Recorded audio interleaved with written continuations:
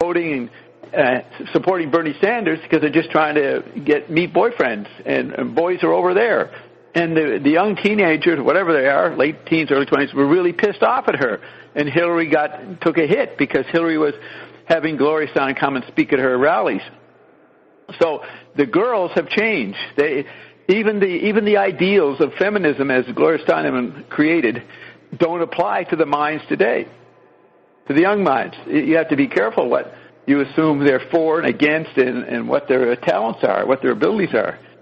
And on top of that, I bet you the majority of the students do not take politics seriously, since they watch the news apparently on Jon Stewart's show. That used to be the way they got information. So to look at what media do is the best social practical knowledge a society or community can have. Or if we're talking in public, non-religious, non-cult, non-political rallies, if you want to talk common sense, you bring in media ecology. Do you follow what I'm saying, Bert? Do you agree with that? Oh, maybe Bert's been knocked off. Let me check. Bert's been knocked off. Yeah. Okay, that's you, Bert, right? Yes. Yes. So, Bert, do you see, to understand why Trump is happening, you wouldn't get lost in the nitpicking that goes on in the commentary. You'd look at the media dynamics and what is making a new figure show up like that. That's the most practical thing. Any mayor of a town or any school principal or any person with some kind of social responsibility, a minister of a church, that is the most practical, non-political information that they could begin with. Yes, and that point that you just said about Gloria Steinem is a good example of how Hillary took the strategy of trying to use the old political manipulation that backfired on, because they're not aware of the media dynamics of the younger generation. That, for her to come out and say that, they're trying to meet boyfriends, totally, they thought that would be a strike to get the people to vote for, the ladies to vote for Hillary, and that was a stroke against them because they had no idea of what's going on in the media dynamic. Yeah, they don't realize that you cannot talk to a young person unless you know that they assume they're a god. They're assuming they're gods because the media, by default, put them in godlike positions with their media ability to travel with all this media as the content compared to older, slower media environments. You're talking to a kid who's got a super big idea of themselves, which is not bad. It's there by default. But you can't even talk about them as being a woman or a girl. You can't even use these categories with them if they've got 4 or 5 bodies. Yes. They're just information processors. That's what people are. What Zappa called them? Consumer amoeba. Amoeba. He knew that the human form was nowhere near what people were taught in med school, the anatomy class. They were fucking at best cephalopods and amoeba. That's how tiny people were on the chemical body level. He said that in 1977. Hey, Carol's snickering in the background. She hadn't heard that before. That's a new one for Carol. She's learning. Yes, and without the perspective from the media and ecology point of view, many things make no sense. Like, for example, here in Germany, many people make fun of the fact that in your dollar bills it says, "In God we trust," and when the president says something, he always goes like, "God bless you," and they think it's like weird that Americans are into all this woo-woo and religion. And Zappa also complained that America was becoming a theocracy. And all these moralities, and it's hard to understand without the media and ecology. But I see let me supplement that. Before you move on, let me respond to that. In January 1980, McLuhan laid out an article in the National magazine of what was coming. And he said we were moving from military bureaucracies, that's the Pentagon, which had suffered a bad image during the Pentagon Papers and all that stuff in the Vietnam War. We're moving from the military bureaucracy to the temple bureaucracies. He said we're going to have holy wars. Religion iconography is going to come back with the temple bureaucracy. And that was the year, 1981, when the moral majority and the fundamentalist evangelists got behind Reagan. So he was actually not predicting anything that was to come. It was already starting to surface. So when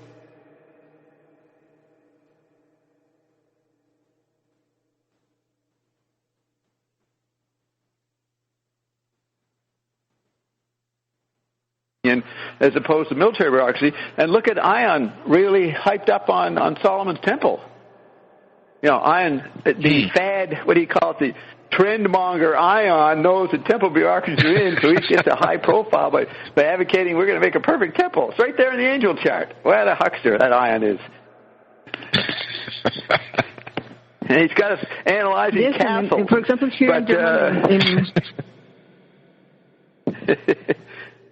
in some towns, in Germany, in some small towns that are flooded with migrants, the people see them not as refugees but as invaders.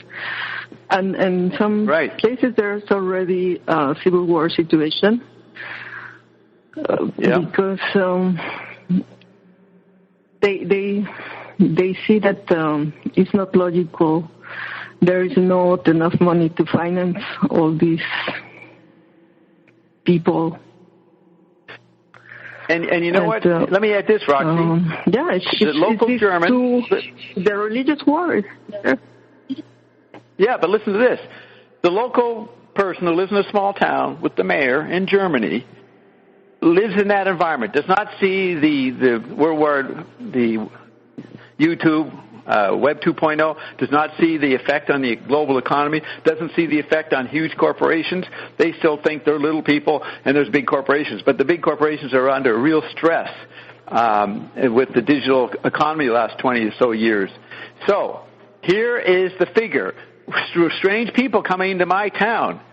But they think the government should do something about it. They don't know the environment, the bureaucracy, the medium of government, local or state. It cannot handle the world government's own collapse with the collapse of the IMF and how we're moving to a solar government level that I claim that I was part of. The technologies allow strange phenomena to come in. In other words, these, Merkel and them, they can't hold the economy together. We hear Ian talking about Deutsche Bank is going down. These big things that the little people in their little towns think they live inside of, those environments they think they live inside of, aren't there anymore. So therefore, they do not live in Germany anymore. They're living in Syria to the degree that chemical bodies transport around the world through, bam, you like that one, right, Bert? They're living in Syria. And they think that these people are coming to Germany. Well, the Syrians and the Germans both are being shipped to the moon. They're on the moon, if you want to think of a terrestrial environment. So that's where you could begin to explain to someone they're worth, if they really wanted to understand, that the media dynamics of the Android meme and the digital squared, cubed, quadrupled process means there is no borders that Merkel is going to operate with. She's in there for corporate reasons, for certain industries that she's involved with. She's not there to protect the German borders, because there aren't any. So that's an unforeseen effect. And of course, the Internet and Web 2.0 is going to cause holy wars, because the local person is not going to try to understand this. They're just going to start shooting at them. And so you see how naturally a war breaks out. So obvious when you look at the media level of it or the technology causes. And I remember when we were in front of when we were in front of the apartment of Angela Merkel, and you were surprised that there was only 2 police officers. No, in front of the apartment of Angela Merkel. And there are only 2 police officers, and it's like very cool. But you asked me to take a picture of all the logos at the entrance, and I see why you did that. Because there were like because they stopped you. Corporation logos. Yeah, they suddenly became mean. You were going into software. or you could have been planning to need to know the architecture to blow it up, right? So if I recall, they stopped you from taking the pictures? Is that what you're saying? No, but you said, take the logos at the entrance. The logos, what's that? Logos of some. Logos. The logos of some corporations. Maybe you don't remember. Yeah, we're on her door? There was a plaque. Yeah. A plaque, yeah. On her door. So you're saying it was the corporation that rented the apartment for her. I don't know. He was working for a corporation. No, different corporations. But when I went to the City of London, I was in the City of London many years ago, and I went to take pictures of the Rothschild building, the Rothschild offices, and immediately 5 guards came running out and demanded my camera. You weren't allowed to take pictures of the front, even though I was standing on public street. So I thought you meant that. And if that didn't happen, that would have surprised me, that you were able to take pictures of the place. That's crazy. It's a dinky little place, Bert. It's like, nowhere near like the White House. No gates and stuff, right? It's just another place, another apartment. But maybe Merkel doesn't understand the huge spaces she's part of. You have to be a certain limited mindset to think that there's a country that you're going to lead. So maybe she didn't understand bigger spaces, so accepted the meager space that they have. I mean, I insist Donald Trump will not move to the White House. Why would he go to an inadequate environment with bad security when he can get incredible security in Trump Towers or wherever he lives? So he's not even going to move there. He's going to be king. He's going to move Congress up to the Upper East Side. He has a different perspective on the situation. He's actually up to date, Bert. People would be shocked, the average mind, that he's saying, I'm going to be king and not a president. Most people realize the president is a kind of king who represents the corporations, which are the real kings and queens. So to update the image of the White House requires, I'm king. I have a certain autonomy. You people are all afraid of me. I've got all these bodyguards. Any president could say this. You can't get to me. I'm in a bubble. I'm not even human. Well, I'm even worse than a king. So to call yourself a king, the lefties and the boring black people in the Black Caucus who think they're still a democracy that'll give them some kind of support in the Democratic Party are outraged that Trump is talking about himself as a king when he's just actually updating the public's perceptions. Ion had an interesting observation last week. Yeah, go ahead, Bert. Ion said last week that Trump, what Trump is saying, he's going to make those, he's going to punish those who messed up the whole country. That's what he's going to do. He's going to punish everyone who messed the country up. Well, that means he's coming after me, Bert. I caused it, so is he coming after me? Is that why I go stealth in a few weeks? He's coming after me. But I don't know about that. Who would he go after? But who would he go after? You see, the new technology, the main effect of electric technology makes people feel ripped off. Their identity's gone. All their local familiar markers are gone. You could say he's playing on that resentment, on that bitterness, and says, we're going to lash out somebody, but it's going to be damn interesting who he's going to blame. Who's he going to blame? Goldman Sachs? Reverend Sharpton? It's a crazy statement, but he's grasping for Bob. We're going after Bob. No, Dr. Carolyn Dean is that powerful that she can protect Bobby. All of a sudden, I'm sitting here being interviewed, and all of a sudden I start mutating, just like in a horror movie, and I become this fantastic reptile. And I eat Charlie Rose, and everybody says, running on the road, my God, this Bob is the monster. And I start creeping down Wall Street. I start knocking buildings over, replaying King Kong. Yeah, well, I don't mess with Bob.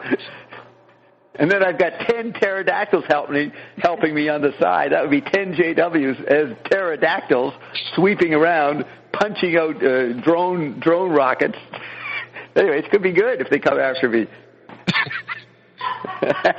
And the fourth thing, Bob, I won't even notice. On top of that, the Bob that's me will be still going to the beach. I won't even know that the other Bobs are having these fights. Because apparently that's what's going on already. I'm doing all these things that I don't even have any knowledge of. But back to puny little Frank, who was a giant in his day. For some reason, everything that has happened since the foundation of America is followed around the world, and it's influencing the whole world. Like all the people most of the people that migrated to America were seeking religious freedom, and all types of weird sects and people practicing all types of things migrated, like witches in New England and very Puritan sects and alchemists and all types of people, spiritualists. I have a long list of Hey, listen to this, Roxy. Many. Yeah, let me tell you, the list, I've got an idea that's more important than the list. Where did these people get the idea of having a religious sect? It's because the printing press allowed them to read the Bible, and they could project their own crazy notions into it. So little guys who read the Bible and then could talk pretty good in their little town would get people inspired by their ideas they'd never heard before. It's like going to a movie. It's never had a movie before. So this guy had new content to say when he discussed the content of the Bible. So all these sects and all these people who wanted religious freedom, that was caused by the printing press, which means that the printing press evoked the new world of the United States. Or, if the continent was there for a long time, and the Indians were running around there, then the printing press didn't evoke it. But the European awareness of it was caused by the printing press. That's why America, built on the printing press, it's built by an effect that was done, 4,000 miles away in Europe. See, so you could have 1,000 sects. Yes, it's all results of personal reading of the Bible. McLuhan said the printing press destroyed the church because the Catholicism was divided into all these Protestant and Catholic.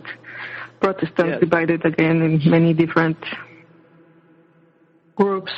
All the sects that you list. All the groups you list. Yes, and as you explained many times how the White House actually is the mortar that defines the market. It's the mortar. The word that makes the market. Beginning. And that word is what the White House. It's interesting. You watch shows like listen to this. You watch the show called Scandal, Madam Secretary. There's a House of Cards. There's a whole bunch of TV shows the last few years showing the stress the White House is under as it makes the word. They totally accept that what they say runs the show and affects the whole world. And so there's a lot of energy and jokes and drama and conflict and murders over organizing what the White House is going to say at the next press conference. That's the drama in a lot of these TV shows. Because that's the important point. What the White House says defines everything. That's why I asked Ian about if America was the born of innovation, because it was a type of experiment by Saint-Germain, Saint-Martin, and the mountain. It was the first place where there was no nobility. All men were created equal in front of the law. And they decided they were not going to have an official cult or creed like in Europe. The princes, because they justified their right to rule by the divine blood, they had to support the church that said, God says you are the king. And actually the Vatican only recognizes monarchy as a form of government. They sort of tolerate other types of governments, but officially the only government they recognize is monarchy because that's the divine right. And actually the Pope is also assigned by God. Right. But let me add this. Another thing that I found very interesting. I want to respond to what you said. So, yes, the Americans did not have a official state religion. But you know what their new religion was? Literacy. And the power that came from being able to read and to speak and to be charismatic with the mouth. That was their new god. The new royalty was who could be the best speaker, maybe a Washington or Jefferson or somebody, a little bit of the military leader. But the act of communicating within the print context was the new royalty of America. And no one knew that that was a new pagan idolatry of, celebrating someone who had the ability to write and talk based on their literate learning. See, that's never been said before. So that the old form of medieval monarchy, the barons and knights and that, which came in with the manuscript, did not apply under print conditions. So the new god was the writer and the speaker, the guy who could project his opinion over people. Now, you can't project your opinion over decentralized tribal people. No one will listen to you. McLuhan used to say that only literate people are subject to propaganda and fooled by propaganda because they're into ideas and new literate ideas and scenarios that the book spells out. That's the seduction of the printing press that makes a literate person vulnerable to propaganda. McLuhan says you can't propagandize pre-literate people. They're not interested in what crazy linear, logical theory, speculation you come up with about where the moon is or what is the matter made of. They're operating on a whole other kind of, quote, media frequency. And then you can see, people understand, well, movie stars are queens, right? There's a new kind of royalty. So the electric media, there's many books written on Americans are seduced by Hollywood and they're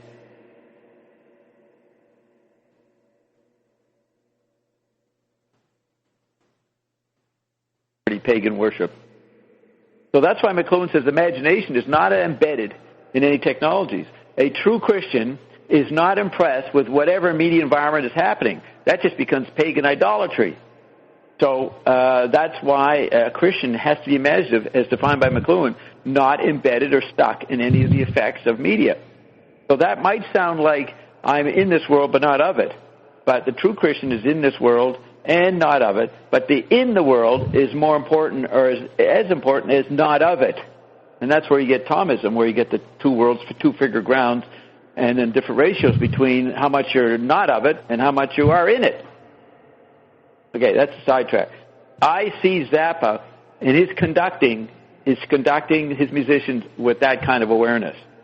He's put on the king, and he's modulating the different houses and the organization of society at super rates because the society is running at super rates.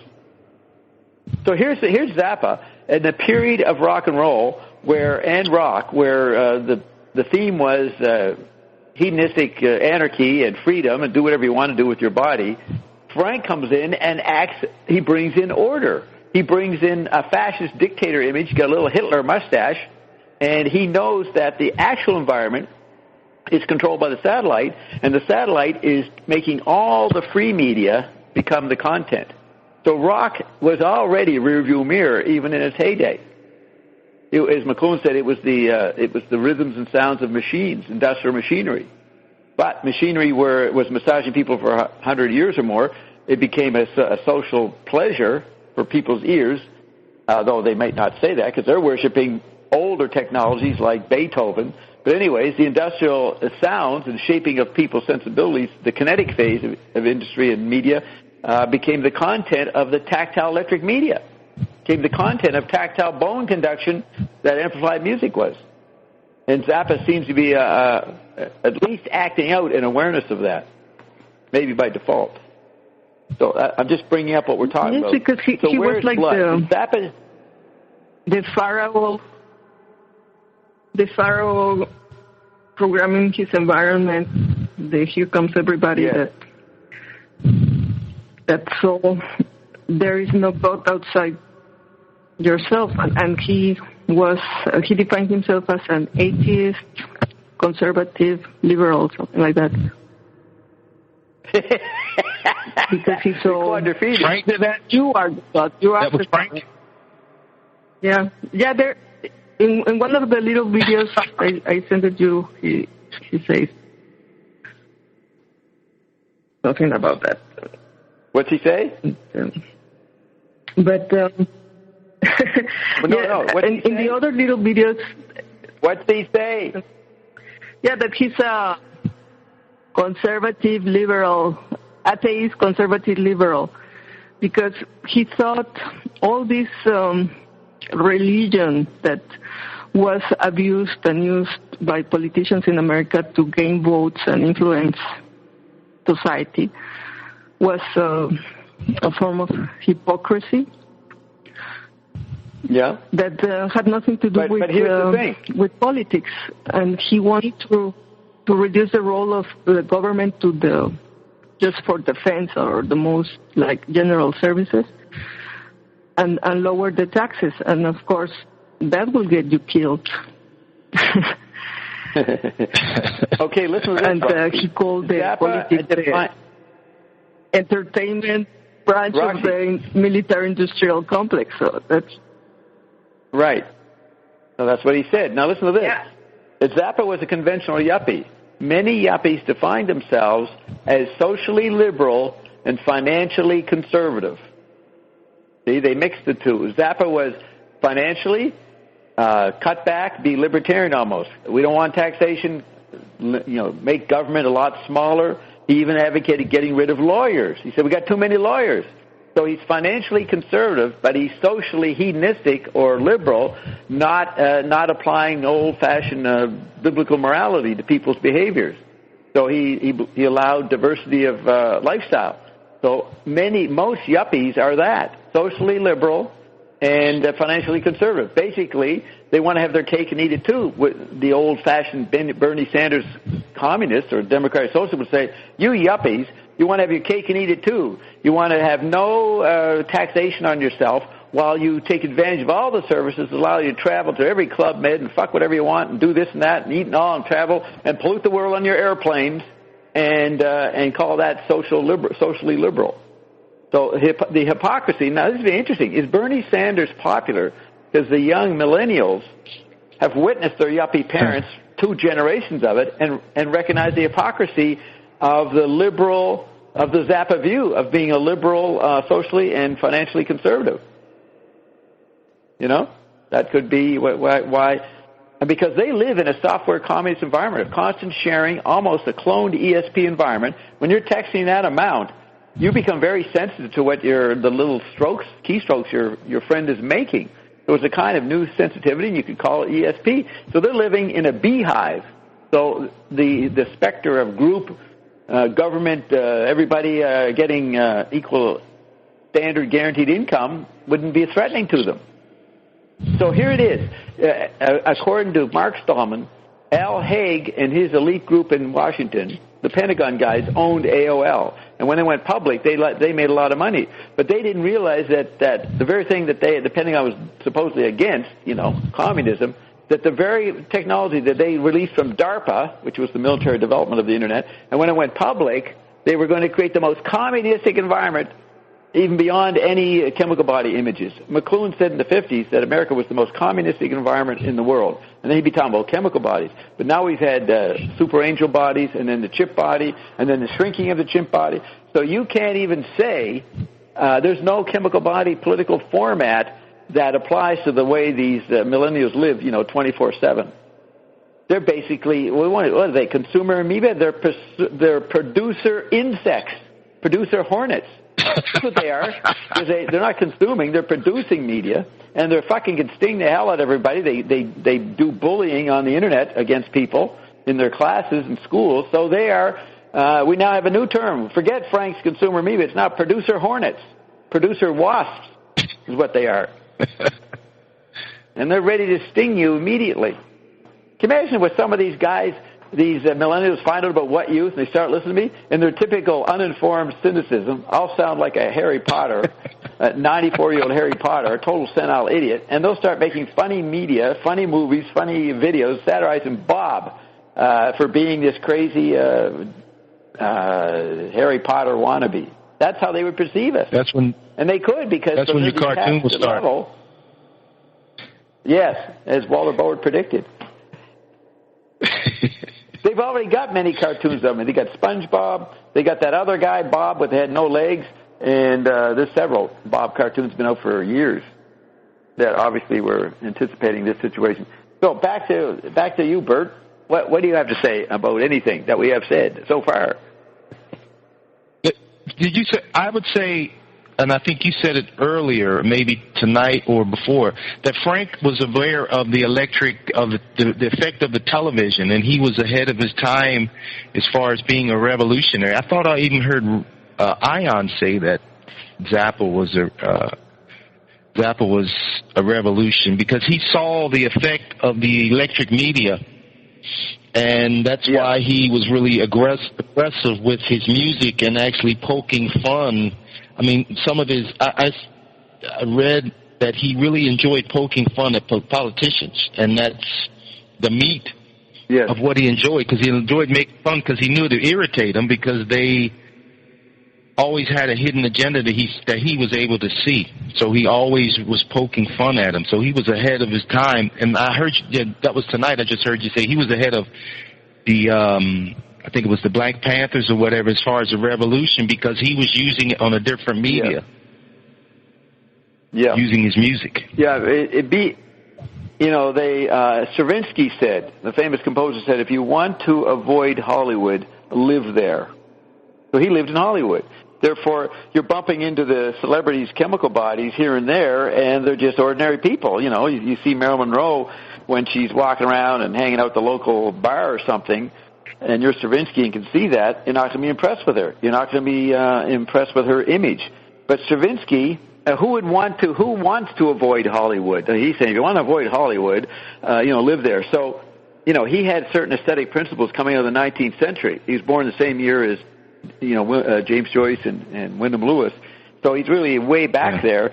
And so he's still dedicated to certain aesthetics on the chemical body, at least the ear level of the chemical body. And he might find the use of music and sound in Hollywood pretty repugnant. So he has to resist it. So he has to go live there so he can avoid it, avoid the seduction.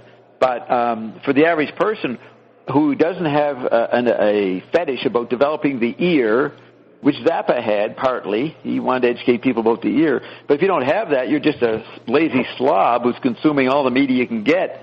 You don't care that you don't live in Hollywood. You don't care that you to live in Hollywood. You're not against Hollywood. You're just against bad movies. You're not against the movie medium itself. And I don't know what you call it today. What you're against bad reality shows, bad talent contests. Well, I don't know. What are the shows today? What are they? There is actually a lot of good separate shows, but the general American Idol, what do you call that? What is American Idol? What kind of show is that? Just a talent show. Yeah, and talent show, yes. Here's another thing. You know what the blacks wanted with civil rights and Martin Luther King? They wanted to participate in Election Day, which was like a holiday. It was like a Christmas.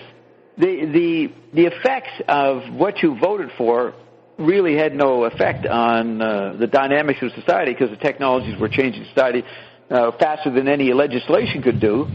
So here's this 20th century electric media makes people want to participate, as even Zappa, even though he was a king, he had to allow audience participation throughout the show. So everybody has to allow participation. And the blacks felt ripped off that they weren't allowed to celebrate the party, to engage in it. And did they understand that once they got the LBJ makes a big deal, he gives them the right to vote, did they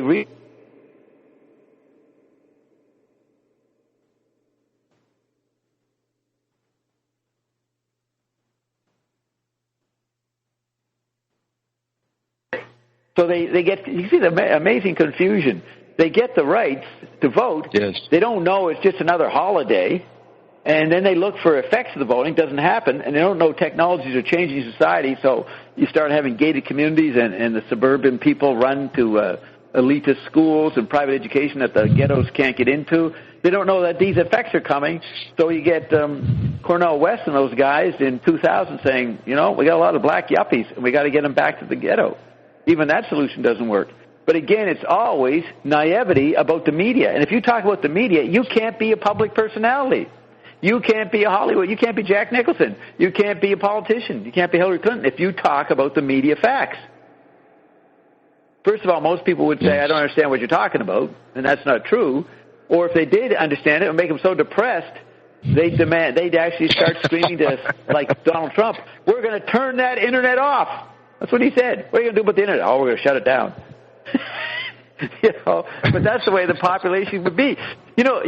Trump is actually a rabid media ecologist. And I've been accused by the old-fashioned McLuhanites of being the Donald Trump of McLuhan studies. Well, I said only on Wednesday. Yeah, I am that on Wednesday. But actually, Trump is a media ecologist. When he starts talking about shutting down the internet, that's what McLuhan would have said 40 years ago. Frank would have said it in some way. His way of media ecology was, well, don't cut back on school budgets. Put some money in and teach them jazz. Teach them all this other kinds of music. Have them play it rather than say you can't afford to pay for Run DMC to come in and talk to the students. We can't afford for Public Enemy to come in, so cancel the music classes.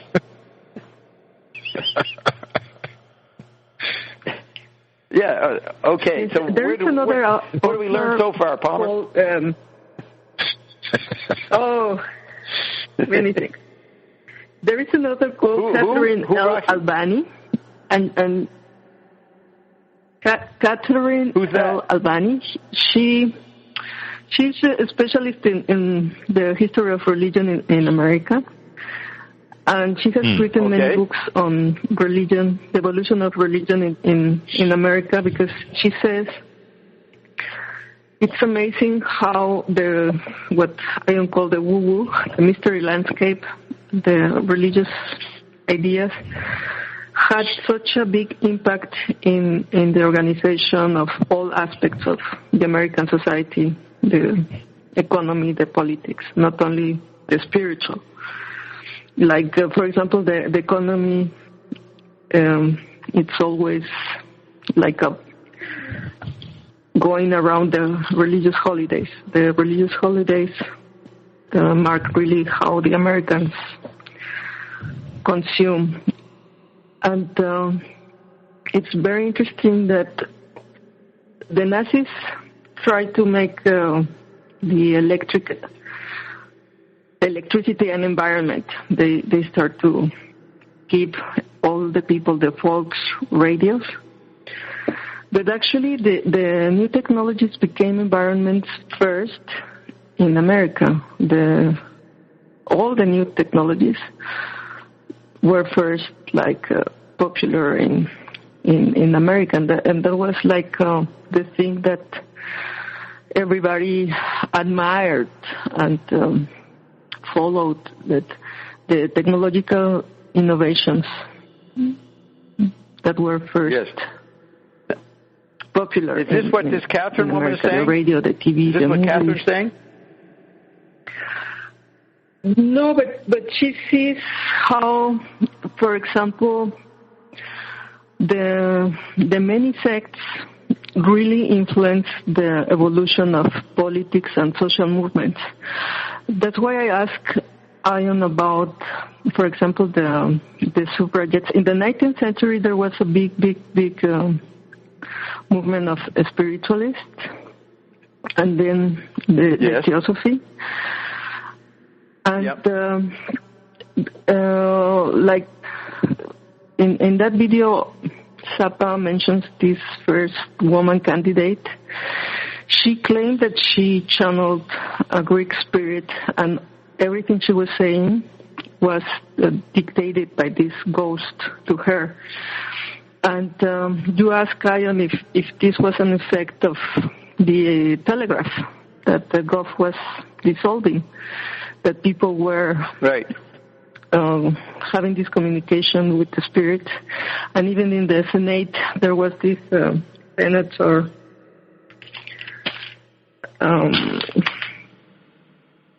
James Shield, who wanted to establish a spiritual telegraph with the dead, because everybody was having this type of woo-woo experiences. It was very, very common. It was accepted by everybody that there is a gulf or communication with the spirits. And the movements of the suffragettes and the abolitionists were very strongly influenced by the communication with the spirits. And even, for example, the Mexican Revolution, as I said when I was talking to Ian, the first president after the revolution, Francisco Madero, was also into a spiritualist, and all these movements influenced Russia and China, and, for example, the Josephists were a big influence on Gandhi. So all these things coming from America, all these woo-woo sects, were affecting the politics, not only in America, but in the world. And, for example, Ian is coming out again, well, you're in Hawaii, but in a way it's also America. So it's very interesting because all these things could not be even contemplated, understood by anybody besides you. That's why you did all this media ecology, and then you expanded to the media and ecology, taking in account the woo-woo, the mystery landscape. Right. If I ran for president, journalists would say, and I was popular, they'd say I was a throwback to that suffragette, because they would think, I'm not claiming to channel something, but I'd be using a medium. It's interesting that the Telegraph caused that enthusiasm, but certainly as far as I understand, you couldn't announce that you were using mediums if you were running in 1910 or 1920, but you could have when Telegraph first showed up. It's like all the enthusiasms in the 90s around the Internet caused all kind of weird fads for a while, whatever they were. So it's strange to think some woman an intellectual would be developing literate programs to get people, allow women to have the vote with quoting a spirit. That is odd and pretty unique. But you're saying this fad for seances was happening in 1850s, 60s, I guess, in the 70s. So what would be different about here is Bob doesn't say he's channeling spirits. He doesn't say he's even got someone else channeling spirits. Bob claims to be carrying heaven around in a box. We have stolen heaven, and when you die, you ain't going to have no place to go to. And this box here is what is talking to you. It is the heaven that you thought you'd die into. And that's pretty radical to say that, right? Would think that would get me far, Roxy? Yes. It's very radical, but it has been there always, the mystery landscape. All along. Like, right. For example, actually, when I was reading about the princess. Yeah? Yeah.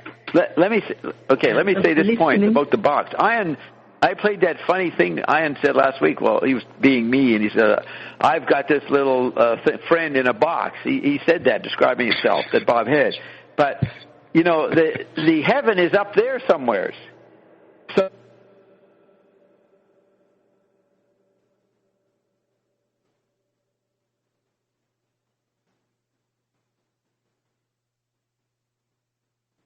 here, not there.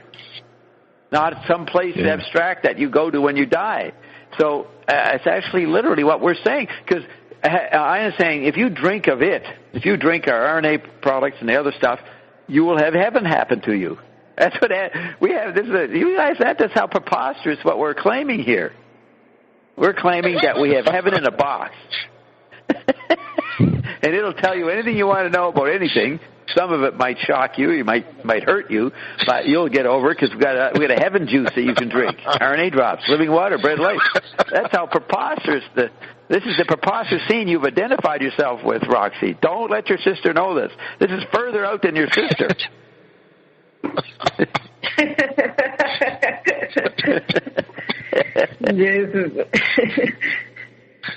You're one-upping your sister. I can't wait for the day where Roxy says, "Oh yeah, it's great that you could heal millions, but I actually got the heaven box here, sis."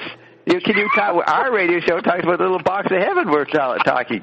You're telling people she's telling people how to get to heaven, and you're saying, "No, heaven ain't over there, sis. It's not. You don't send them that way. You send them over to me because I got the box." That's what you can tell her, Roxy. We'll draft a letter to her. Policy statement. Well, as you were explaining before, the situation is more complex. Like we are many, so complex, and there are so many dimensions and everything happening. All that there was no way to understand all these things. Like I said, it depends where you are at, that how they communicated. So before in this weird continuum. Hey, I just got a neat idea, Roxy. In the history, sort of. Yeah, well, I'm going to say something. I got some new wisdom from the fountainhead you're celebrating, me. Listen to this. You know, McLuhan says the artist describes the effects of technology before the technology as a cause shows up. The effects precede the causes. The artist painted it or changed the rhythms of music to adapt to it. Well, the Android meme is an art form. It's an artist, and it predicts the content of Iondom. The complexity that I laid out of our bodies would only be possible to people after they've had cable TV, like they had in the 70s, with multiple channels, and the idea of many programs going on simultaneously. Just that has to be experienced, materialistically, before people can entertain the idea that it's happening to them personally. So the Android meme has been acting out this huge complexity. It has been the art form predicting the effects before the actual cause shows up, and the cause being ion. So it's an environmental art. Huge, weird environment that predicted. Yes, so the Android meme has been predicting Iondom. Yeah, the idea, for example, of the radio, that you can tune in to a certain frequency. It was necessary to understand how the blood can be the tuner. Or, for example, the idea of the hologram, the matrix. All these things had to be understood through the media ecology. But McLuhan already saw the expanded media ecology, but many McLuhanites, as we call them, could never understand that he was one of the brightest minds of the 20th century, and he claimed to be a Catholic, but he said that he was not. But when he was studying his for her doctor thesis, or I don't know how you call it, Dr. Arbeit, he PhD. was reading PhD. Yeah. Hey. PhD. PhD thesis. PhD. PhD means Doctor of Philosophy. It's backwards. Philosophy, doctor. D for doctor. Doctor of Philosophy. I think that's what it means. Thesis. But who was studying for it? Who? McLuhan or someone else? Yeah, McLuhan was studying Chesterton. Chesterton. And Chesterton said he had to understand if this weird thing about religion that showed everywhere was truth or was the biggest hoax ever.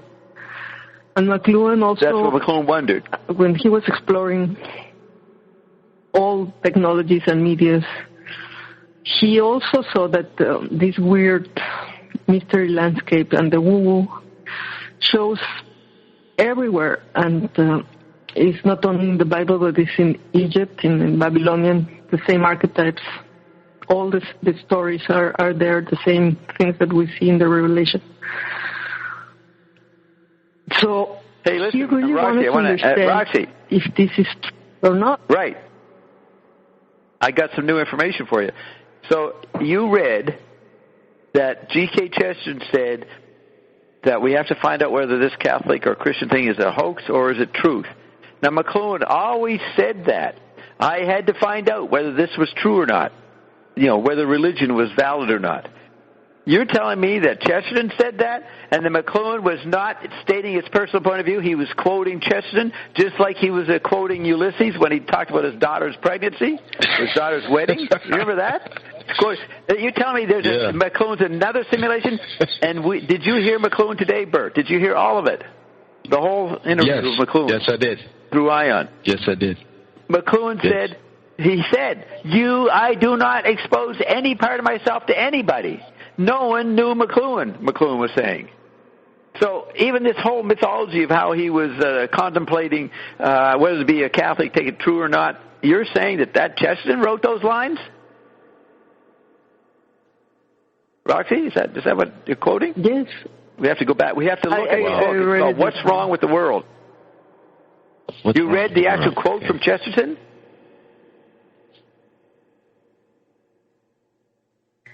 Roxy, yes, are you saying that McLuhan's quoting Chesterton when he says, I want to get to the bottom of this, whether this is the truth or the hoax, and he was just quoting Chesterton? That shows you McLuhan was totally an actor from day one. And, he was such a genius. No, I think one when he was 19. Can have the same... I think he had the same...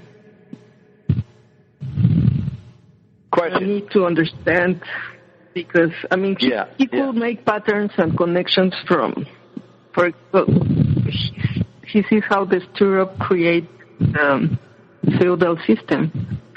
Marx could not see that, or how the non-physical is affecting all aspects of the American society, not only the religious or spiritual. That Ion is explaining this mystery landscape since he came forth, and how to make sense of all this cocktail. It's like without being New Age, really trying to make without being conceptual. Like New Age is conceptual, speculative. Of this weird. Roxy, New Age is conceptual. McLuhan said he never used concepts, he used percepts. He was looking at the environment and what the environment saw. He was detachedly, imaginatively watching what environment said. He wasn't just looking at the environments because the environments are looking back at him. He knew that. He even said that. This approach is the best because you are not going into a system of ideologies or beliefs, you are studying the technology, the medium, like the expansion of non-physical, like the radio. And you're studying like the weather. Look, Roxy, he called the media either hot or cold. It was all describing the weather. He'd walk outdoors. And, when J.W. walked outdoors, he started seeing being in parallel worlds. When McLuhan walked outdoors, but the outdoors, the nature he walked out to, happened when he turned on the television or when he got on the phone. So he was describing the climate, hot and cold. He was describing the weather, the sensory, studying his senses, which LaRouche disagrees with. This Aristotelian method of going by your senses is an erroneous way to develop knowledge. So the Platonic view is the opposite of what McLuhan's public self was. But McLuhan actually said he was Plato in the classroom. So in the chemical body, he was Plato. But in public, because it was a sensory overload environment, he had to be an Aristotelian. He wasn't a long-term Aristotelian, but he had to be Aristotelian when you're in the immediate information overload world of the 60s. That dictated him to be Aristotelian, but he was Platonic when he went back into the classroom. So this is what LaRouche doesn't get, the figure ground. But the figure ground is only for appropriate analysis. LaRouche was dealing with the battle and power at the top of the temple bureaucracy and the top of the military bureaucracy, the assassinations going on, the dripping of blood everywhere for every new transaction of power. That's what LaRouche was analyzing. And McLuhan said to me through the Evergreens that he was a bit weak on understanding management. He said that he did not understand that management would respond to what was actually happening so slowly and get away with it. And they got away with it by just shooting people. So LaRouche comes in and explains the rapidity and turnover of management. McLuhan sticks with basically the bottom-up world, the world of the people. to go into management. Now, that brings up that point where if you're going to run for president, you have to be initiated. McLuhan's way of saying that, no, Zappa's way of, McLuhan and Zappa both said this, that to become a candidate for president, you have to go through a Byzantine process of meeting the gatekeepers of, as McLuhan said, previous environments that the White House knew the pecking order of. There's your blood societies. Zappa said it's just Byzantine to work through the bureaucracy of getting to the position where he can be a president. So that's where the initiation is.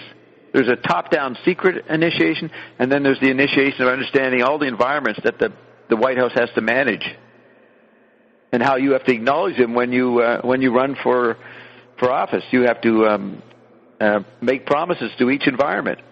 So in the end, you end up in the White House, and McLuhan says, if you're president and you have all these obligations, what are you going to do? Nothing.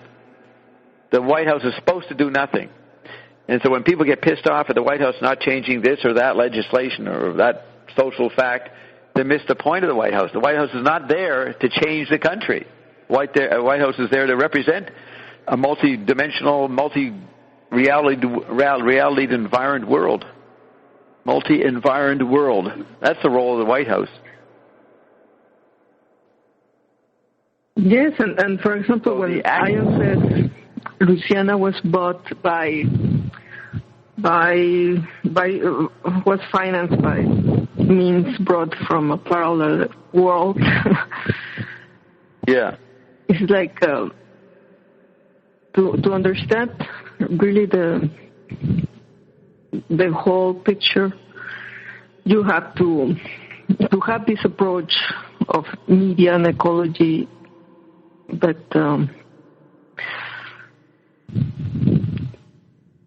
it's like an expanded way of studying this and considering all these aspects that were never understood only by an elite that were in the knowing of how things really work and things, for example, the money to finance many things. Right, because the elite, they had to take on the unforeseen effects of actually acquiring the Louisiana Purchase. As I was talking like McLuhan there, saying they had no idea what they were getting into. They just thought it'd be nice to own it. And then a whole bunch of problems came from it, unforeseen effects. So what we're talking about is exactly what Zappa, this is very relevant to what Zappa talked about and thought about. He discussed an inventory of environments and how they cause problems in American society. And he talked like a president wannabe, and he showed it in his music. So this complexity of tetrad management we're talking about is what Zappa was conducting, and not one rock critic, jazz critic, classical music critic knew this about Zappa. That's why we're the first real analysis of what Zappa was about, because we're bringing in the background knowledge of society that he at least intuited. Or maybe he was psychic and figured it out on that level.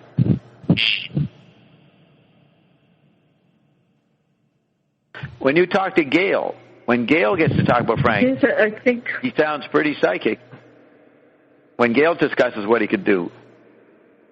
And unfortunately, unless she wrote some stuff that's going to be published, there was a lot more to be heard from Gail about life with Frank than got out.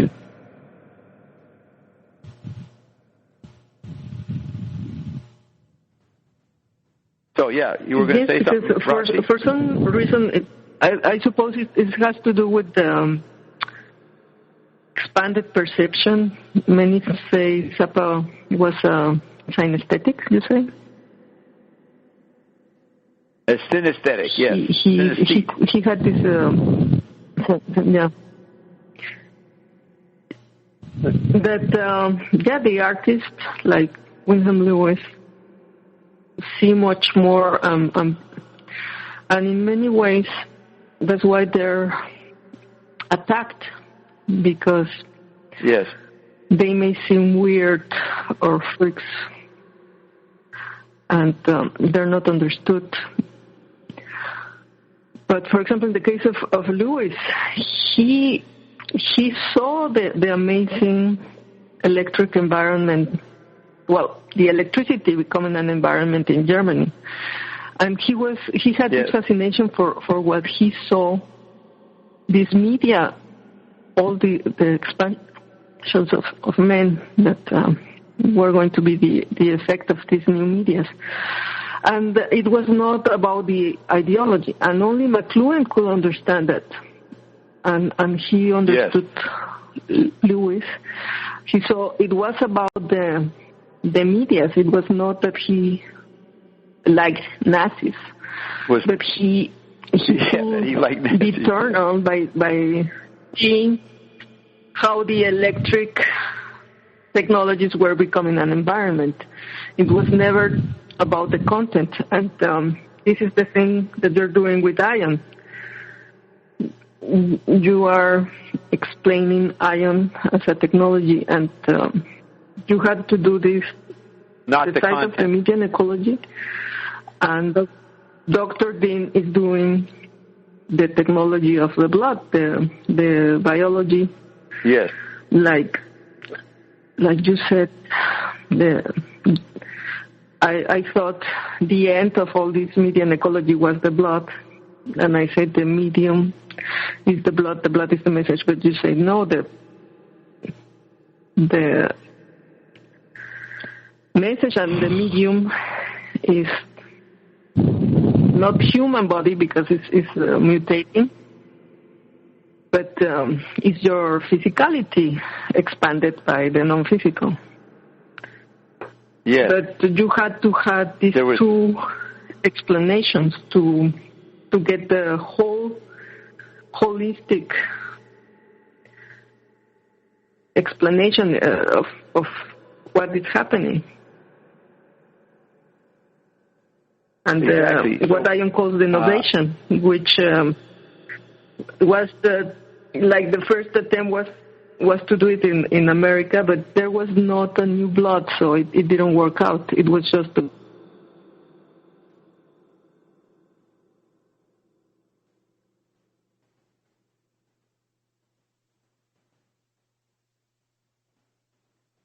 is not as important as the massage of ion itself. In other words, he can say all kinds of different things. And of course, at first, you're going to track what he says. It's natural to listen to the content, find out what he says, make opinions about what he says, whether you agree or not. But the warning is, do not make a conclusion about the content that ion utters, because ion's a massage that goes beyond what it says. So you got to stay with it, so that you can ignore the content or not be looking for justification and validation in ion's content, to look at the formal dynamics of ion as an environment, to the point it's creating an alternative cloud. Yeah, so the medium is the message applies to the audience of iondom. Yes, and this explains why ion changes. He always says, what I said is no longer applies, right? Or that's old school, right? Or all these ideas, because he doesn't want this to become like a cult or a religion. This is all becoming, and it's not about the content. He's just expanding the possibilities of what you can be, do, and have. Well, so, hey, listen to this, Roxy. But he doesn't want you to get limited by this idea. He's miming cellular communication. Can you imagine the speed that cells communicate at? All the synapses and all the different parts of the autonomic system? Well, ion, when anybody asks a question, that's a little cell or a little, nerve receptor or some part of the smallest parts of our body looks at ion and communicates something to it, and ion responds. And then another little part shows up, or an ionot, and ion responds. So ion is operating at the level of our cells and verbally is speaking cellularly to you and your many different aspects of your cellular life. So therefore, it's instant and fast and changeable, because every cell is different, as ion sees it. So it's actually we're hearing cellular communication. We're hearing who made music like that? Is that what Stockhausen did? Did he make cellular music? I'm sure there's some composer who made little that is more microtonality. Closer to Pauline Oliveras, her concept of quantum hearing. That you can go deep into listening at those levels. The nano hearing. So isn't it interesting that? Yeah, go ahead, Bert. No, it's just funny you say that, because this last week I got to really re-listen to your last three private sessions, the 5th, the 10th, and the 11th, and it blew me away. I got to go back and re-listen. Those are, you have to go re-listen to them like maybe 5 times, because it's so dense of summarizing what is taking place and what has taken place. It's unbelievable. Unbelievable. Yeah, I'm glad you listened, because I knew there's a lot told there about me, Carolyn, and JW, and what Eindham's doing. There's a lot revealed in those statements. And I've been waiting for someone to notice that, so you're the first, Bert, to point that out, that it's overwhelming what's being said. It's quite revealing. Yeah, especially the 11th. Especially the 11th one, because I was on when you played it, and I only remember maybe 3 things that Ion said, but I got to re-listen to that twice, and I was totally blown away. I got to go re-listen to it again, because it's really dense of what's going on and what has taken place and where we're headed. Yeah, it's really revealing. It's interesting that Roxy went to Pauline Oliveros' seminar, workshop, and Pauline had a big influence on Frank Zappa 50 years ago. And here she is doing quantum hearing, and Roxy did not get to tell her about the new song in Ion, but Pauline doesn't know that she's approximating what the new song is doing, as I just described, this intercellular microtonal communication. And so that's why she had Roxy in the audience. You probably influenced her on the non-physical level, Roxy. There's probably some communication. She's probably having dreams about you. It's also amazing that and you know, the gravitational waves are actually some tones that go from the lower frequencies of the scale until middle C. And this hearing of this frequency proves that there is no time, and this is like expansion of our hearing in the quantum and in the cosmic. Right. Now, does Pauline talk about we can hear the universe around the idea? Yeah. Does she talk about quantum hearing around the idea that there's no time? Did she talk about no time? No, she's still into the traditional physics. Right. But she thinks the avant-garde quantum physics. Time and space. Did she say that? Did she say that? What? That she believes in time and space. Did she say that? There was a noise. I didn't hear. Beg your pardon? Well, I read some of the things she says, and she usually has these explanations of traditional physics, quantum physics, and all this. Right. So, Ion goes after string theory, which comes after quantum physics. The traditional understanding of acoustics. In the traditional understanding of acoustics, you also have these explanations of time and space and how waveforms move in the time and in the space, and the different effects of the surfaces in how sound behaves. Like, for example, if there is an echo or a reverb or whatever. But the acoustics uses this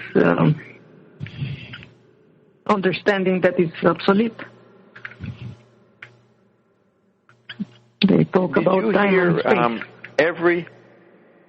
Did you guys hear every quote that Ion answered or McLuhan answered? Did you hear all those McLuhan texts that McLuhan, most of it written, that Marshall was saying back to us? Did you catch the variety? Yes. Yeah. Yes. I don't remember, but the whole, but yes. No, there was. I'm very impressed that you even know the pages were on the book. Yeah.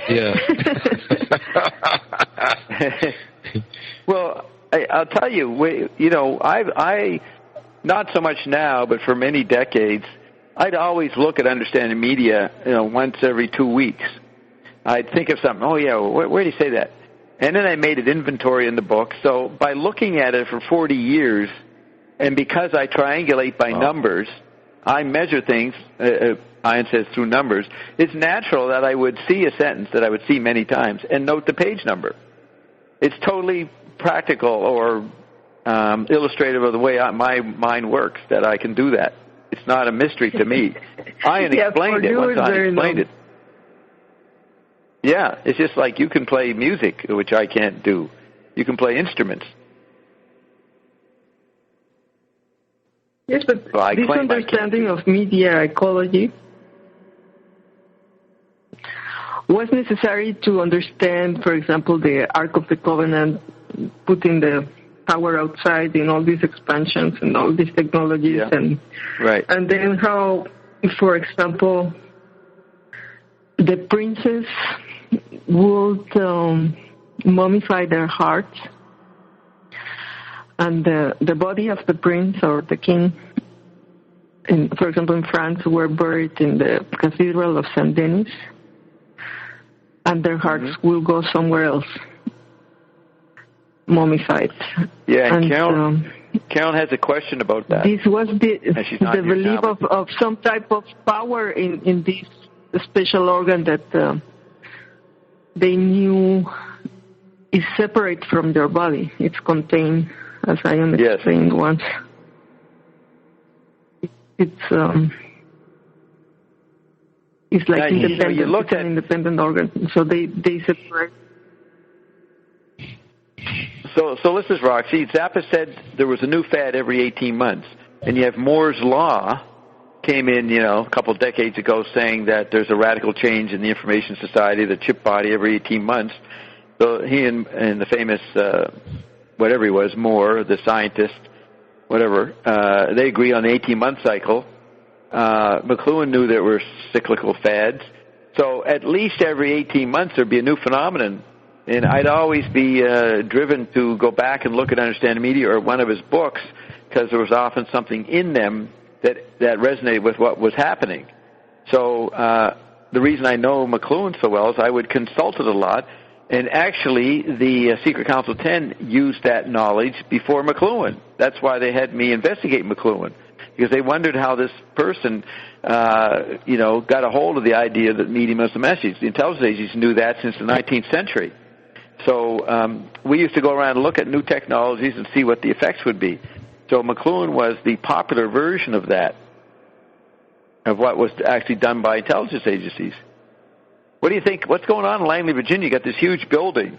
You got all these people in there processing information. Are you thinking they're just sitting there waiting for some terrorist to blow something up? No, they're studying trends in all forms of knowledge. They're like an academic environment, like an Edison lab, studying new effects of new environments and trying to figure out scenarios for it. That's what the intelligence agencies are for. That's tetrad management. That's where the real government is, not in the White House. I mean, in all the TV shows that deal with the White House, these sitcom comedies kind of things, what does the president do in the morning? He gets briefed. He gets told what to do. Someone else has figured out what's happening. So that's why McLuhan's statement of the White House is the most precise. The presidential surrogate is an automated superlative nobody. That's the definition of the guy that the chemical body that occupies the White House. He's not the president. He's a presidential surrogate who is an automated superlative nobody. The superlative is you never said anything bad about Mexicans. You never said anything bad about Roxy's family. The political correctness, the spiritual correctness. That's all part of the superlativeness. But he also has to be a nobody because he has no clue of what's going on. He thinks his job is significant. He's going to walk around in it with his big ego, which is all canceled by the automation that he's under. And they show this in all the TV shows, the huge egos that these ridiculous presidents have. and the invisible environment of how they're programmed zombies. Being in the bubble. Wow. Hey, So, Bob, what you just said, that's interesting, because I remember one explanation you gave of McLuhan that he was with college students and they were asking him what he would do with president, and he said he wouldn't do anything, and then there was an outline of 4 different worlds, and the 4th world I remember was the electric world. So it was you said the president was managing so many worlds. How could you do anything? So was that statement that you just said, the surrogate, was that before or after this? The presidential surrogate. The presidential surrogate. Did he say that? Yeah. Go ahead. That comes out in Take Today, which is published in 72, but it's written in 69, 70, 71. So it's written. Mm-hmm. Now, the statement about doing nothing is about 1974, 75, in a classroom taping that Nelson Thal had done. Okay. So it's 4 years after the automated presidential surrogate statement. So now the 4 worlds, that's 1974. It's not in Take Today in 1972. So it's in a New York Times op-ed, September. Okay. And, I used to say, okay, here's a great new statement by McLuhan, September 74. Okay, what's next? Oh, Zappa's going to play in New York in October 74. So I go to New York to experience Zappa. It was all part of experiencing the meaning of 1974. The meaning of 1974 is what the Holy Office would do. What would LaRouche do? What would Mae Brussel do? What would Skolnick do? What would McLuhan do? What would come out in the James Joyce Quarterly about Finney's Wake? The summer of 74 is when Eric McLuhan's great masterful essay on the 10 Thunders is published in James Joyce Quarterly in the summer of 74. And I remember talking to McLuhan about it, Marshall. He was very proud of it. And so that happened in the summer of 74. Then you have Marshall's incredible article, Media Approach to Inflation, which predicts the next 30 years. And then you have Zappa doing all kinds of things in New York in 1974 and on tour. So, all this is part of the frequency, the chord. Each year was a chord, right, made up of certain notes or whatever a chord is made up of. It'd be a chord, and you could look at it. So McLuhan said that the first world is the Western capitalist world, the world that got the printing press, the Austro-Hungarian Empire, then the British Empire, and then the American Empire. Those sequences, that's the first world. And it has the privilege of calling itself the first world. The second world is a little older, a little more old-fashioned. That's Russian bureaucracy. So that's in Eastern Europe and the whole area that's under the Soviet world. The Chinese bureaucracy, the African bureaucracies, South American, whatever communist countries were there, not too many. But that's the second world. The third world is the undeveloped world. That would be the Caribbean. That would be Africa. That would be the places that were more primitive than the second world of Soviet bureaucracy. So then the fourth world, when you talk to the New Agers, the fourth world is the Aboriginals, the Eskimos and that, in the fringes of the world. But that's not what McLuhan meant by the fourth world. The fourth world, he called it the Primum Mobile, Primum, Mobile, the Prime Mobile, the Prime Mover. The Primum Mobile was the electric world that goes around the first world, the second world, and the third world, and causes tactile upset in all three. So that's what Henry Kissinger had to manage, those 4 worlds. He had to develop an image, a cellular communication from the White House in relation to all these different environments. That's all the White House does every day. They have to figure out what they're going to say to Somalia. What are they going to say to something that happened in Venezuela? You know what I mean? Constant cellular communication. And so Zappa was trying to show that in his music, how he conducted. Basically, the Grand Wazoo. He's always talking about the secret scientist who's running everything, or a threat to the establishment. So that could be the head of the National Security Agency, or some secret team that Mae Brussel used to expose and LaRouche exposed. All these secret teams, little cabals that would run around and disrupt everything all over the world. Zappa represented that. He said, "We have a team here, and I'm going to show you how this guerrilla unit." And McLuhan wrote a lot about the new form of warfare was guerrilla warfare. He was going to show himself as a band of gorillas, and he said, I broke up the mothers in August 69 so the people could have time to absorb what we did. We are going to be the same fucking thing over the next few years. The people are going to say, how the hell did Bob and Connie take over the world? They're not going to, we'll say, well, we're going to go stealth for a while till you figure out how it happened as we rewrite history, which will give them the concepts to explain how Eindem got locked down Bob Rule. Well, Zappa was saying that. He broke up he knew he was a classroom. And he said, this workshop is too powerful. We're going to have to retire for a while to allow the world to assess and figure out what we've been communicating. Picasso never got to say that. Did the Bauhaus get to say that? I don't think so. Any artistic groups never got to do what Zappa said. And, of course, it was all anticipating what we're going to do. What new crazy ideas did that inspire in your inflamed brain, your keto-pressed brain, Roxy? Yes, just like Macron explored the stirrup, he also saw that the amplified voice, the mic, completely transformed. Like he said, the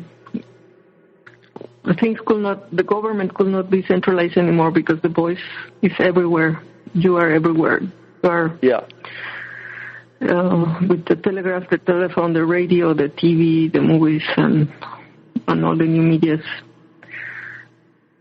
Because of the mic. Here comes everybody. Now look at that. Joyce takes that main effect of electric media. Joyce takes that main effect of electric media, and he just has to make a phrase summing it up. Here comes everybody. Because everybody goes into the place where the microphone is. When Winston Churchill would make those broadcasts, war broadcasts, or FDR would do the fireside chats, everybody in the world who had radio would be in the White House listening to the fire with FDR. And FDR was in everybody's home. So how could you sum that up? You'd say, this one guy, Humphrey Chimpton Earwicker, his initials means here comes everybody. Everybody was in his room. Remember, Phineas Wake supposedly is a guy sleeping at night, sort of like Bloom. He walked around during the day, and then he falls asleep at the end of the book, Ulysses. Well, then it goes into the dream life of Leopold Bloom. And the whole world is in the room. And all the way through the book, you have the four evangelists are monitoring everything and commenting on everything that's going on. That could be the four disciplines: Freudianism, communism, Marxism, positivism, any ologies that are in the knowledge framework in the 20s and 30s. It can be four intelligence agencies. It represents all kinds of monitoring from different memes. The four evangelists that are on the four posters of the bed of Humphrey Chimpton Earwicker. He called the brain amplified voice, the microphone. McLuhan said the microphone killed the traditional mass because there cannot be a priest talking to the congregation. Everybody has to take turns, and the electric environment demands audience participation. And that's why I think Zappa went into rock and roll and not into contemporary composition, like a concert environment. He went into the present. He went into the present. He was no longer like the rhapsodes that will talk to the audience. The audience is like in the Pasola. Everybody takes turns to entertain and to communicate. And to be and the and this is what you demand also. I demand that. I demand participation. This band has no players unless someone starts playing. And Bob doesn't play anything. Bob shows up with his concert, shows up there, walks out with no band, and he starts demanding the audience and starts singing, at least a cappella, to create the music that Bob wants to work with. And Chuck Berry did the same thing. He would have no baggage. He may not even had a guitar. He'd come into a town, tell people he's in town, then the local musicians would audition. He'd pick the musicians, and then someone would give him a guitar, or maybe he took a guitar. I can't remember. He might have carried his own guitar. Maybelline, that guitar. But he would make a band out of the local musicians wherever he traveled. So he didn't have to carry he didn't have to ship equipment from town to town. I never knew that. Did you ever hear that, Bert? You didn't know that? No, I didn't know that. That's your culture, Bert. You got to look that up. You got to let the white boy tell you what your culture's doing. You're going to check that out. You're going to can't go out and tell the brothers what I just said until you verify it, right? Yeah. Yeah.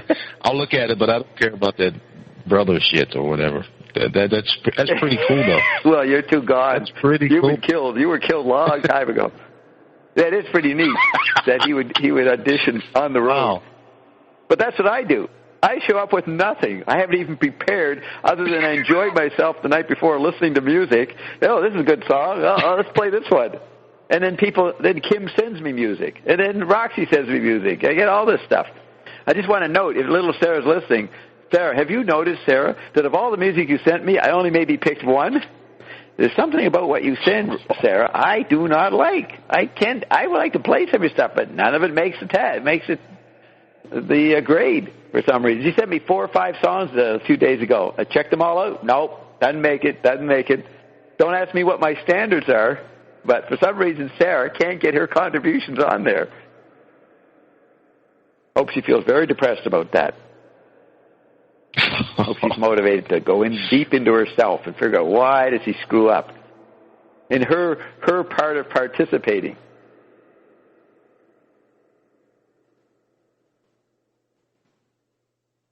Where are we at? At the end, it's not about content, but the effect, the massage. Yes, the effect. Like Ion said, it's not the But remember, the massage. It gets a little more flexible than that, Roxy. On page 111 of Take Today, it says man is both figure and ground.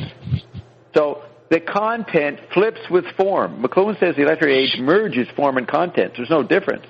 So then you, the perceiver, make one thing form and one thing content. So they flip back and forth, like when you look at a Trump Leo, or one of those shapes where it looks like a dog or a glass or then an old woman's face. The flipping back and forth is what's happening. So you get rigid about, well, McLuhan discovered the language of form and content's not important.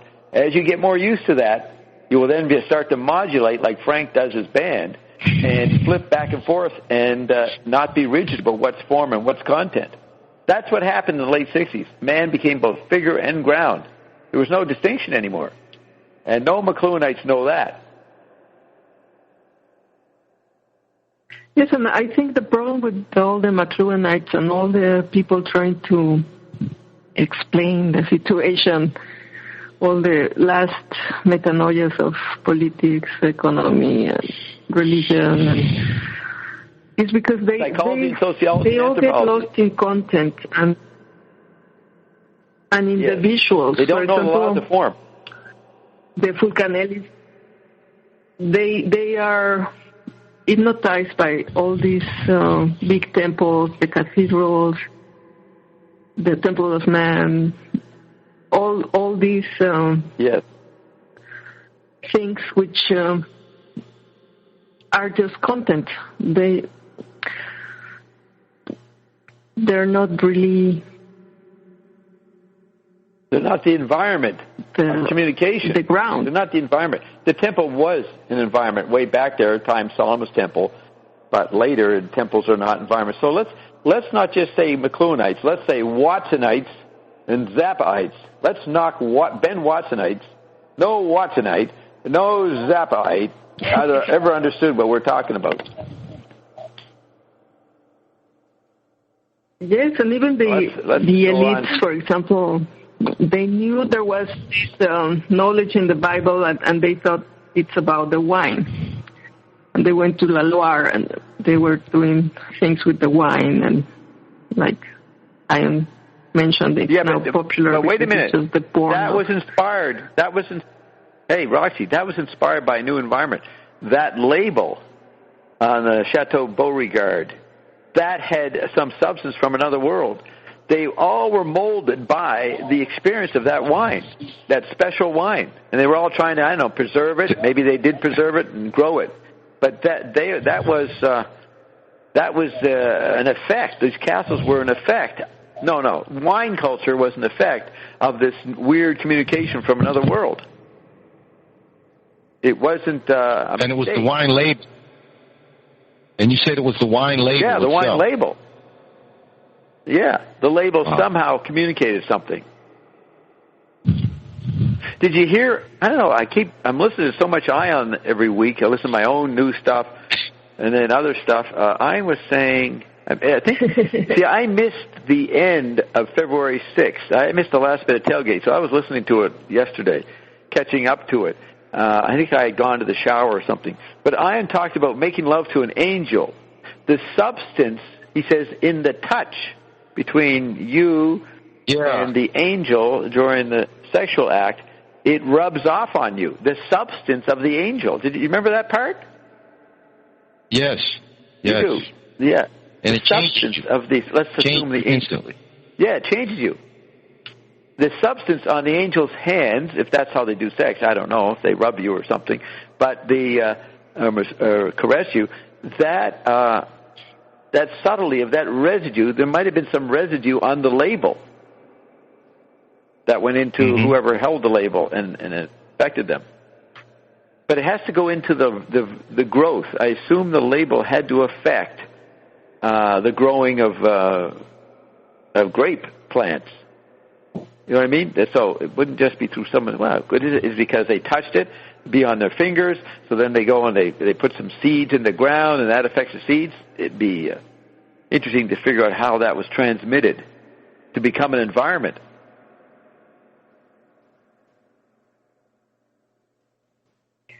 Yes, what I wanted to say is, like, for example, Scholar the Lubitz, he goes 15 years to study the Temple of Man, and one can get lost into these contents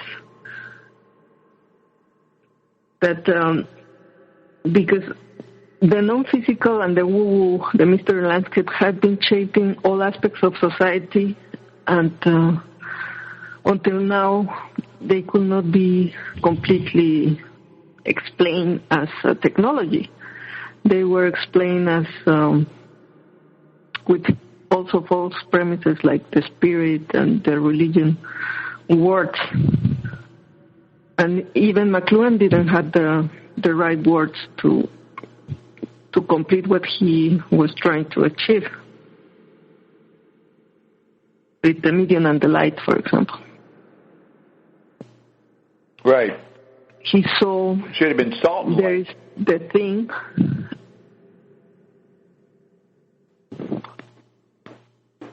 The thingness, thing fish. And, interesting how Zappa puts together. Yes, it's like Zappa is a McLuhanite who has access to the proper media that all the other McLuhanites didn't have access to.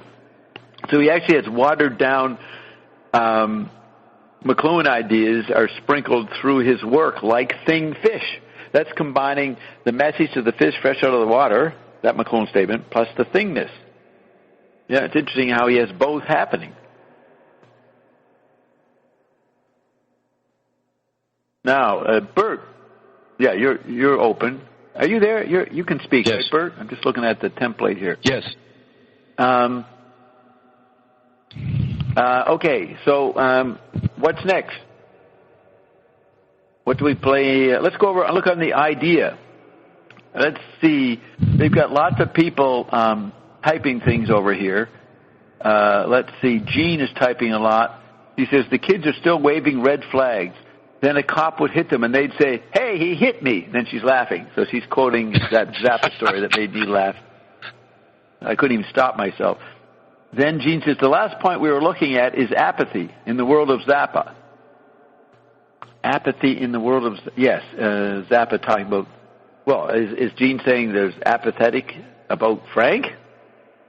I didn't mean that. I meant that the apathy in the interest in the election process. So then Gene says McLuhan's. People are a consumer amoeba. No, that was Zappa, Gene, not McLuhan. Then she gives the definition of amoeba. A single-celled animal that catches food and moves about by extending finger-like projections of protoplasm. That's tactility. Amoebas are either free-living in damp environments or parasitic.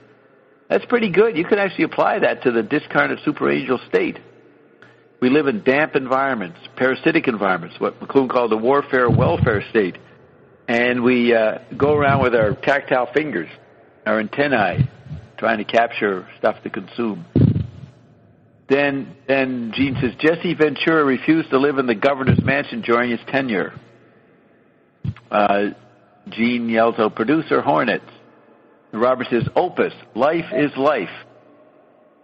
Opus, life is life. Small L and then a capital L. Then there's people asking me to play something, but we haven't got time to play things. Sharecrop Gene earlier says, sounds just fine here. Achieve is down, Bill.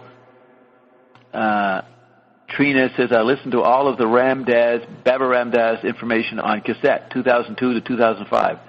Couldn't have been too dead in social media. What does that mean? Could not have been too dead in social media. Well, she's trying to say that the cassette is very non-social media. Very, very bad statement there, Trina. You should look at what you type. Does she really care what we see? Is she just registering the fact that she's paying attention and communicating? It doesn't matter what she types? Is that my mistake? I'm trying to figure out what they're saying when she's just typing to be part of the phatic interplay.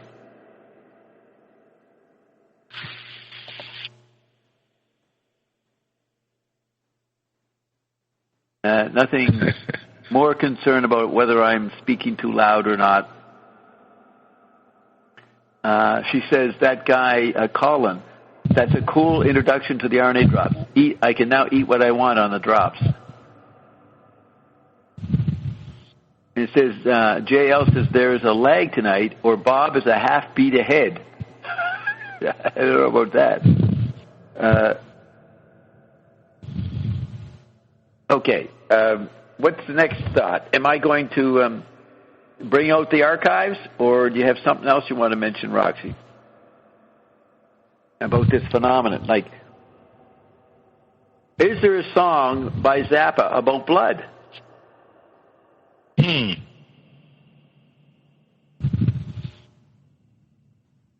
Well, offhand, I can't think of one. Zappa, blood. Blood on the canvas. Oh, look at this. Blood on the canvas. Wow. Look at this. Frank Zappa. You ever heard of Eric Bogosian? Maybe Roxy has, but you might have heard of him. Bert. Eric Bogosian. Know who he is? No. Do you remember the movie about the talk show host in Denver who got killed by the Minutemen? Late 70s. Like, look it up. Eric Bogosian was the actor who played him. Says, Eric Bogosian is an American actor, playwright, performance artist, and novelist. He's worked in television and film with directors such as Robert Altman, Paul Schrader, and Woody Allen. Blood on the Canvas in 1986 was commissioned by the Los Angeles Museum of Contemporary Art. It featured interviews and synclavier music by Zappa. Recordings were to be made available on cassette from the museum's bookstore. No copies are known to have been released.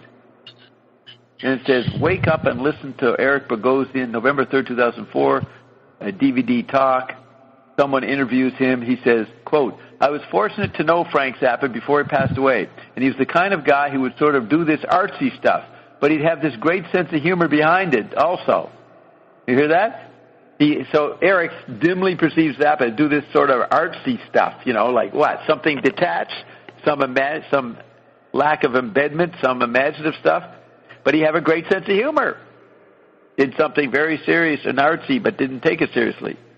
Then Eric says, it was great working with him. It was strange, like I had never met my real parents or something. And then one day I'm sitting with this person and going, oh, he's got eyes like me, he's got hair like me, I'm related to this guy, unquote. It was like that psychically, you know. I'd forgotten that before there was Richard Pryor, before there was Richard Foreman, or Richard anybody, Frank Zappa had shaped my nascent teenage mind with a certain brand of cynicism and a certain sense of humor. Basically, in the 60s, it was Mad Magazine and Frank Zappa that told me the way I was going to think about the world. So he didn't recognize that till he met Frank. That's pretty neat, eh? Now, look at this. They're doing Blood on the Canvas, and Eric Bogosian, through the environment of Zappa, thinks that Zappa is a blood parent. Now, how's that? There's the meta there. If Eric Bogosian is interpreting Frank as his blood father, or reminding him of his father, or like having a father that you didn't know was your father, then you notice that this Zappa guy has all the same kind of humor as you have. Then you recognize that he was there before you, so you must have got the humor from him. Okay, so what's this blood on the... Are you following this, Roxy? Is this breakthrough about blood? The one thing that didn't get done? Oh, where's Roxy? Did she get knocked off? No, you should be there. Why aren't you speaking?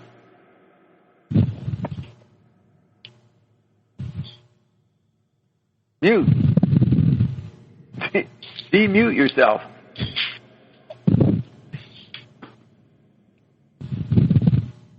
You must have gone to the kitchen.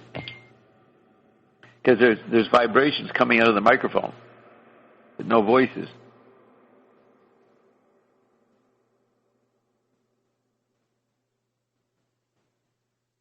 What do you think, Bert? This is recently. This blood on the canvas. This blood on the blood on the canvas is some recent.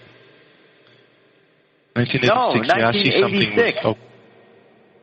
Okay. But where is Roxy? I'm Googling it. You can't go into this without her. Yeah. Right. It's on Wikipedia. It's in a Zappa archive. Zappa Wiki Jawaka. What's your problem? But actually, wait a minute. Oh, there it is. I misheard it. Sorry. Now you're... right? Sorry. You know what I was looking at? I was looking at myself. You could play the ads Zappa did for voting. Maybe you could play the ads Zappa did for voting, and they say they put these stickers in all the albums so that people will register and vote, because they really thought that's how you program the environment. But as you are showing, your media and ecology really proposes rethinking and reshaping of all aspects of what we think we know, and right, even of language, of the words. I want to go over this blood on the canvas. So here's that. He didn't just write a song about blood. He had a whole art project, and it's the one, well, maybe there are many, but it's one of the major projects that didn't happen. So here's what it says it is. Blood on the Canvas featured interviews and synclavier music by Zappa and was supposed to be available on cassette from the museum's bookstore. No copies are known to have been released. What? Oh, that reminds me. You know this 26-minute Zappa educational political thing we played? Didn't we play that many shows ago? We may have played it. I remember playing. Yes, we did play it a long time ago. So hope they didn't mind it being repeated. So it sounds like cassettes.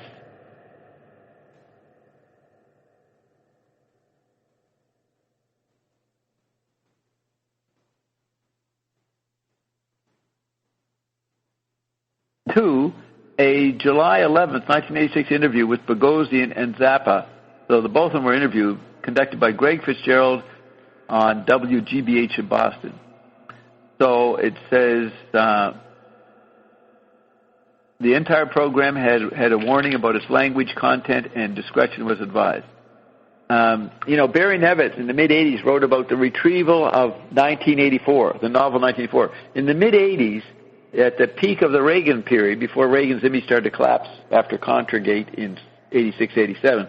But right there in 84, 85, the mean neoconservative, don't fuck with the political imagery, don't swear, all that kind of communicative correctness was prominent. And so right there for a couple of years, there was a mood that Big Brother had taken over America. So here's Zappa. He has to put a label on saying, hey, don't worry, this language could upset you. They had to be very, I don't think they do that. Maybe they do. Do they do that today in teen stores, if there are stores?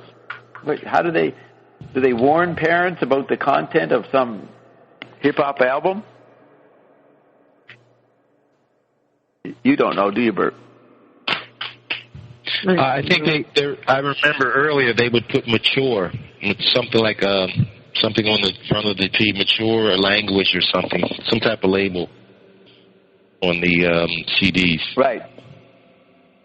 Do they still? Are there still record stores? And, a lot of the big ones went bankrupt. So, where is the censorship or that kind of control in the MP3 world? That's a good question. Probably isn't any, because it's so easy access. Right.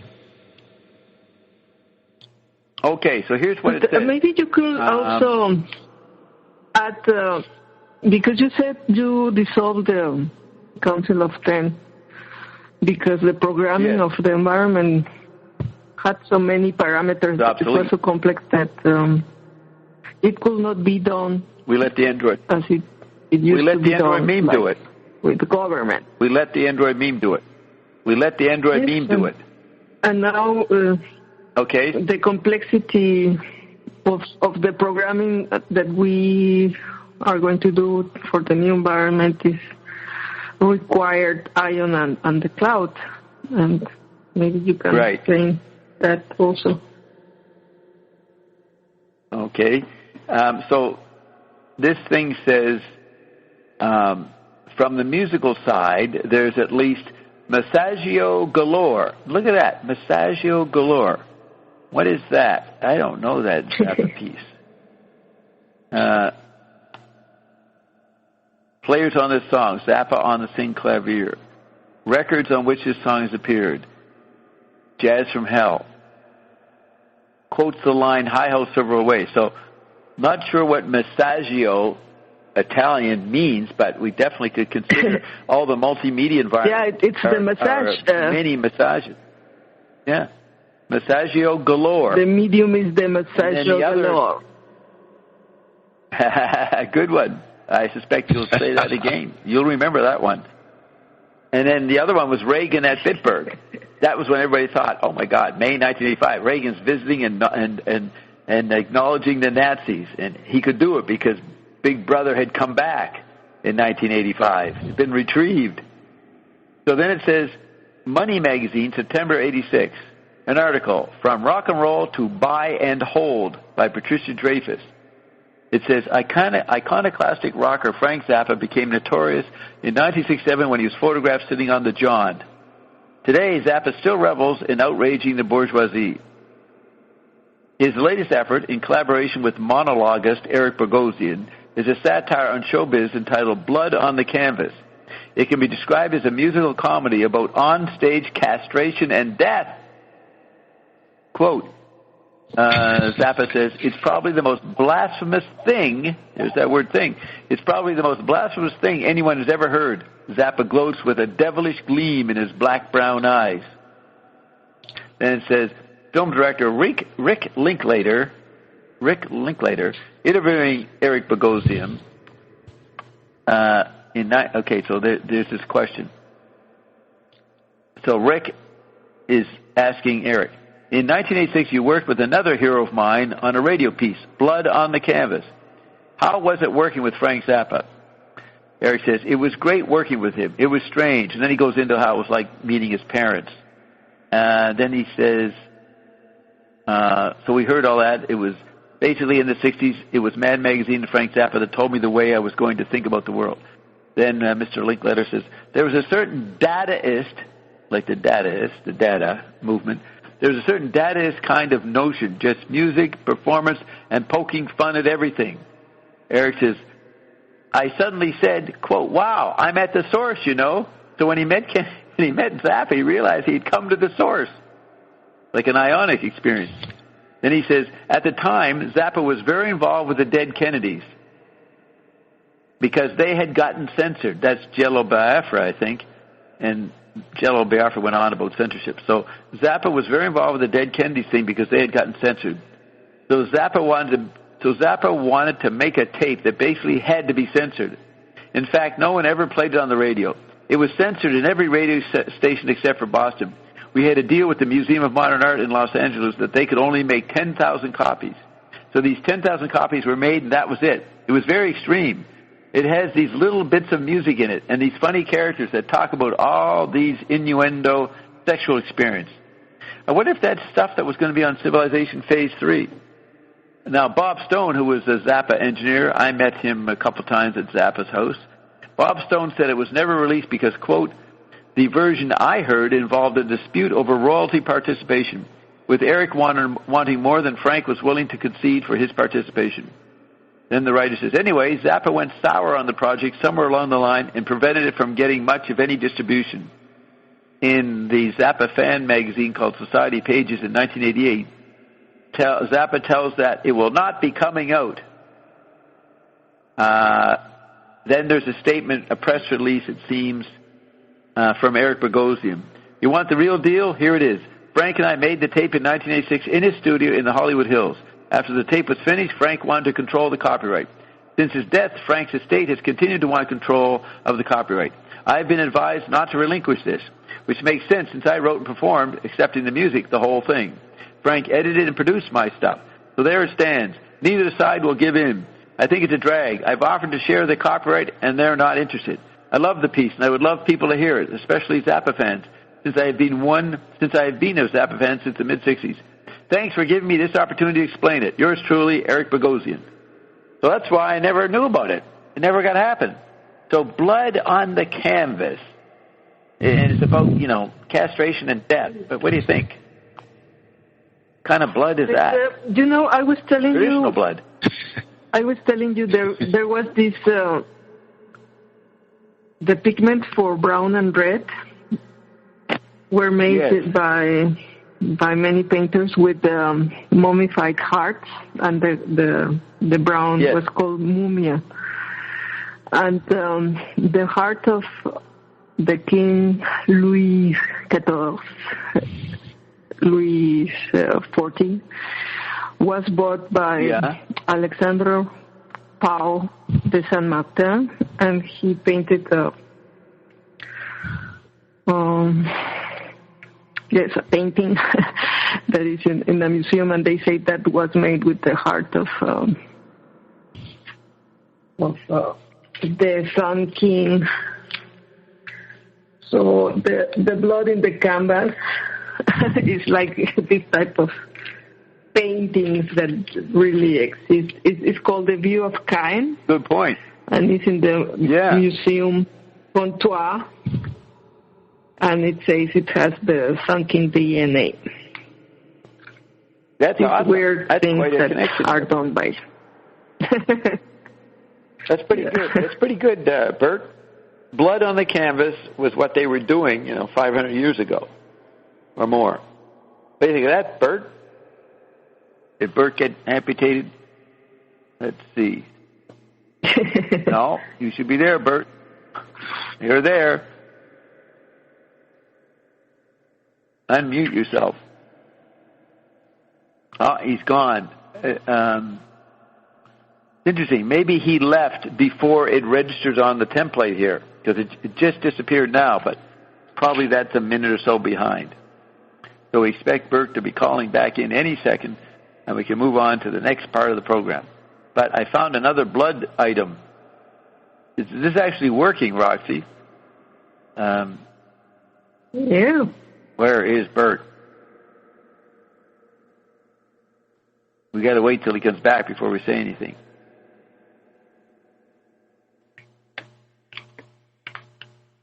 Did I play a Zappa piece? No, because he's going to show up any second, I'm sure. Bert?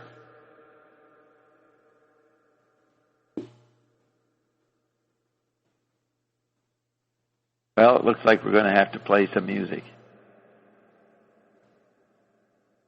What do you think, Roxy? Anything you want to... Oh, we can play those commercials. The Zappa commercials. Vote for Bob ads. Yes. Okay, here's one. Frank Zappa on politics. So...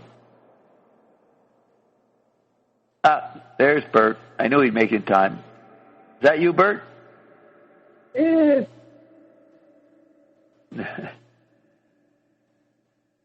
An anonymous just came in. Maybe he's just talking about some ideas of, I think, about theocracy, but it's very short, that one. The others are the ads. Okay, Bert. You're back, Bert. Yes. You're speaking. Okay. Here's what the other thing, this is pretty interesting. Yes. Here's the other thing we found on the blood scenario. In 1963, Zappa recorded something called Planet of Blood. And it says...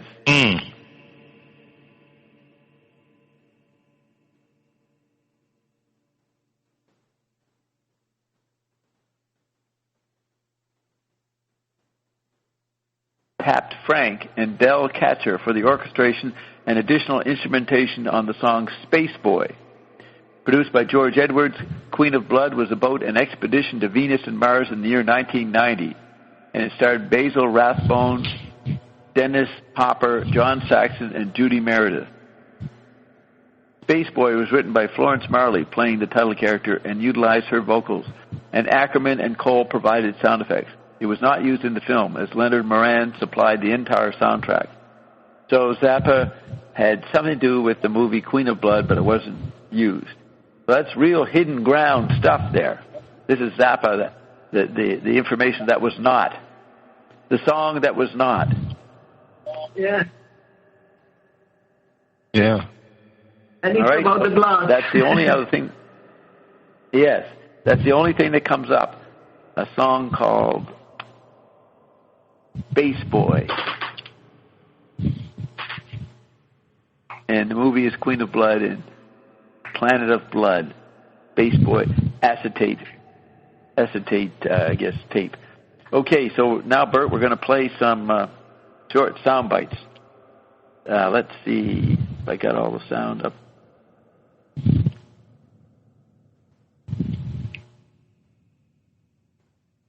Is it sound bites from Frank? Yes.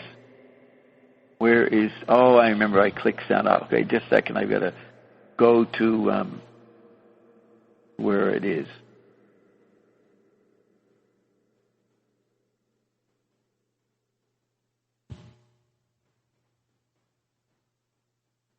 Okay, there it is. Headphones, Sunflower.